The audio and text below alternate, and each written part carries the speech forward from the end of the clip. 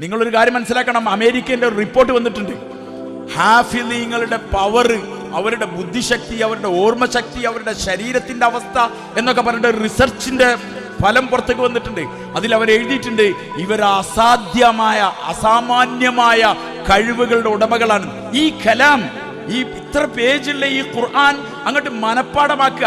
ഒരു ദിവസം രാവിലെ സുബഹി കഴിഞ്ഞ് അല്ലെങ്കിൽ 4 മണിക്ക് തുടങ്ങിയിട്ട് മഗ്രിബിന് മുമ്പ് ഖുർആൻ പൂർണ്ണമായി ഉസ്താദിന്റെ മുന്നിൽ ഓതിക്കൊടുക്കാൻ മാത്രം കപ്പാസിറ്റി ഉള്ള മക്കളാണ് ഈ ഇരിക്കുന്നത്. ഇവരെ തലയെക്കെട്ടും ഇവരുടെ ജുബയും അല്ലെങ്കിൽ ഇവരുടെ ഖമീസും കണ്ടിട്ട് നിങ്ങൾ വിചാരിക്കണ്ട ഒന്നിനും പറ്റാത്തവരാണെന്ന്. ഇല്ല, ഇത് അള്ളാഹുവിന്റെ നിയോഗമാണ്.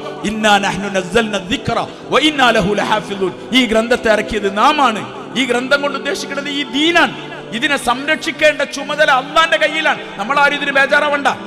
ഇതിന്റെ ചുമതല അള്ളാഹ്ക്കുള്ളതാണ്. എങ്ങനെയാണ്? കോപ്പികളിലൂടെ, ഖുർആന്റെ പ്രതികളിലൂടെ അല്ല ഇത് സംരക്ഷിക്കുന്നത്. ഇതുപോലുള്ള ചെറിയ ചെറിയ മക്കളെ പടച്ചവൻ തെരഞ്ഞെടുക്കാൻ ഇവർ ജനിച്ചപ്പം തന്നെ ഉടമസ്ഥനായ അള്ളാഹു മാർക്ക് ചെയ്തിട്ട് ഈ കുട്ടീനെ എനിക്ക് വേണം, ഈ കുട്ടീനെ എനിക്ക് വേണം. ഈ നാട്ടിൽ സാധാരണഗതിയിൽ നല്ല തേങ്ങ, നല്ല അടക്കൊക്കെ ഉണ്ടാവുമ്പം അതിനെ തൈ ഉണ്ടാക്കാൻ വേണ്ടിയിട്ട് കർഷകർ മാറ്റിവെക്കുന്നത് പോലെ ഉടമസ്ഥനായ അള്ളാഹു പറഞ്ഞതാ, ഇവരെ എനിക്ക് വേണം, ഇവരെ എനിക്ക് വേണം. ഇതാ ഈ കറുത്ത കോട്ടിട്ടവർ, ഇവരെ നിങ്ങൾ നോക്കേണ്ടത് അതാണ്. അള്ളാഹു സെലക്ട് ചെയ്ത ഹൃദയങ്ങളുടെ ഉടമകളാണ് ഇവർ.